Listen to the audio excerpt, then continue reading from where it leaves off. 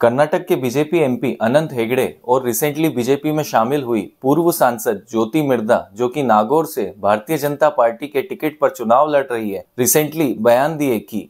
अगर भारतीय जनता पार्टी लोकसभा के 2024 में होने वाले चुनाव में 400 से ज्यादा सीटें लेकर आती है तो वह संविधान बदल देंगे। हालांकि ज्योति मिर्धा ने डायरेक्टली संविधान को बदलने की बात नहीं की, लेकिन उनका बयान अनंत हेगड़े के बयान के काफी आसपास था, जो कि अनंत हेगड़े के बयान की तायीद करता है। ज्योति मिर्धा ने कहा कि अगर भारतीय जनता पार्टी को लोकसभा और राज्यसभा में बहुमत मिलता है तो वह संविधान को अमेंड कर सकते हैं। इसी कड़ी में विपक्ष के नेता राहुल गांधी ने बयान दिए कि अगर भारतीय जनता पार्टी के पास बड़ा बहुमत आया तो वह संविधान को बदल देगी। ऐसा ही बयान विपक्ष के कई नेताओं ने भारतीय जनता पार्टी पर लगाए हैं कि भारतीय जनता पार्टी संविधान विरोधी है।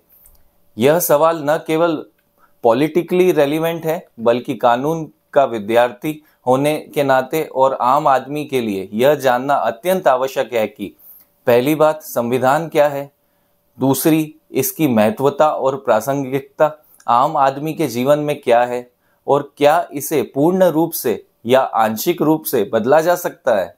और अगर बदला जा सकता है तो इस बदलाव का क्या फर्क हमारे और आपके जीवन पर आएगा। वैसे तो इस प्रश्न पर हमने एक वीडियो 10 दिन पहले बनाया था, जो काफी कुछ एक्सप्लेन करता है, और इस वीडियो का लिंक हम आपको डिस्क्रिप्शन बॉक्स में प्रोवाइड कर रहे हैं, जहां जाकर आपको बड़ी ही आसानी भाषा में इसे समझ सकते हैं। भारत का संविधान दुनिया का सबसे बड़ा लिखित संविधान है, जिसे कि भारत ने आजादी के बाद करीब 2.5 साल की मशक्कत के बाद बनाया और 26 जनवरी 1950 को लागू किया, और तब से लेकर आज तक इसमें 106 अमेंडमेंट हो चुके हैं। अब हम बहस में एक नया प्रश्न को केंद्र बिंदु में ला के खड़ा कर दिया है कि क्या महज 400 सीटें या उससे ज्यादा सीटें जीतने पर कोई राजनीतिक पार्टी भारत का संविधान बदल सकती है और उसमें ऐसे संशोधन कर सकती है कि संविधान को बदला हुआ माना जाए। जब भारत का संविधान बना तो संविधान निर्माताओं ने इस बात को ध्यान में रखते हुए कि आने वाले भविष्य में जब परिस्थितियां बदलेगी और उन परिस्थितियों के हिसाब से उन कानूनों की जरूरतें होंगी, तो भारत के संविधान में एक आर्टिकल 368 जोड़ा गया, जो कि कहता है कि भारत के संविधान में संशोधन की गुंजाइश है, लेकिन इसके साथ संविधान निर्माताओं ने कुछ शर्तें भी इस संशोधन में जोड़ी, जिन शर्तों के तहत संविधान में संशोधन किया जा सकता है। इसमें सबसे पहली बात जो लिखी गई है वो यह कहती है कि संविधान को सिर्फ भारतीय संसद ही अमेंड कर सकती है, न कि राज्य सरकारें, जिसमें आगे कहा गया कि भारतीय संसद इस कॉन्स्टिट्यूशन के किसी हिस्से को बढ़ा सकती है, परिवर्तित कर सकती है या फिर हटा सकती है। जो अगली शर्त यह अनुच्छेद बताता है वह यह है कि सरकार पार्लियामेंट के किसी भी हाउस में एक बिल ला सकती है और उसे अमेंड कर सकती है, और यह अमेंडमेंट दोनों सदनों में 2/3 मेजोरिटी के द्वारा पास किया जाना आवश्यक है, जिसके बाद इस पर राष्ट्रपति के दस्तखत भी आवश्यक है। इसके अलावा यदि केंद्र सरकार संविधान के article 54, 55, 73, 162, 241, Chapter 4 of Part 5, Chapter 5 of Part 6 and Chapter 1 of Part 9, any of the list in 7th Schedule, और राज्यों का पार्लियामेंट में पार्टिसिपेशन या फिर कॉन्स्टिट्यूशन को अमेंड करने के पावर को अमेंड करना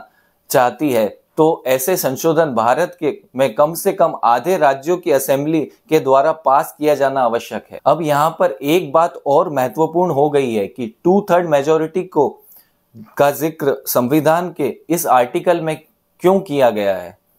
क्या होती है 2/3 मेजोरिटी और यह सिंपल मेजोरिटी से कैसे डिफरेंट है। सिंपल मेजोरिटी वह मेजोरिटी है जो कि 51% मेजोरिटी को माना जाता है, जबकि 2/3 मेजोरिटी को स्पेशल मेजोरिटी कहा जाता है। एग्जाम्पल के तौर पर यदि पार्लियामेंट को एक कानून बनाना है तो उसे सिंपल मेजोरिटी के द्वारा पास किया जा सकता है, जिसके लिए पार्लियामेंट को लोकसभा में 273 सीट्स चाहिए और राज्यसभा में 123 सीट्स चाहिए, जो कि करीब करीब सरकार बनाने जैसी मेजोरिटी है। जबकि अगर संविधान में संशोधन करना है तो 2/3 मेजोरिटी चाहिए, जिसमें सरकार को लोकसभा में 364 सीट्स और राज्यसभा में 164 सीट्स चाहिए, और कम से कम देश के आधे राज्यों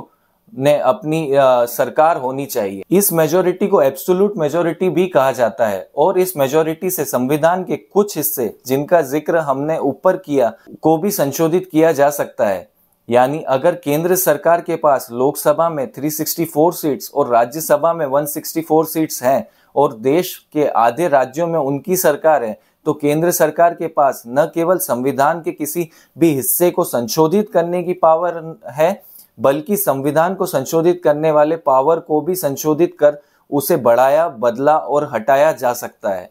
अब एक बात और जो कि यहाँ अत्यंत महत्वपूर्ण बन जाती है, वो कि सुप्रीम कोर्ट का एक जजमेंट, जिसे सुप्रीम कोर्ट की अब तक की सबसे बड़ी बेंच जिसमें 13 जजेस थे, ने दिया और कहा कि भारतीय संसद के पास संविधान को संशोधित करने की पावर तो है, लेकिन वह पावर संसद एक लिमिट तक काम में ले सकती है, जिसमें संविधान संशोधन तो किया जा सकता है, लेकिन संविधान के मूल ढांचे के साथ किसी भी प्रकार की छेड़छानी नहीं होनी चाहिए। चाहे किसी भी पॉलिटिकल पार्टी के पास अनियंत्रित अधिकार ही क्यों ना आ जाए, ये बेसिक स्ट्रक्चर को भारत संविधान में जो प्रोवाइड किए गए हैं वो fundamental right, separation of power, judicial review है। हालांकि भारतीय जनता पार्टी ने अनंत हेगड़े के बयान से किनारा कर लिया है, लेकिन अब यह बहस एक रोमांचक दौर पे पहुंच गई है और आगे देखा जाएगा कि क्या अगर भारतीय जनता पार्टी के पास 400 सीटों से ज्यादा आती है तो भारतीय जनता पार्टी संविधान को परिवर्तित कर सकती है या नहीं।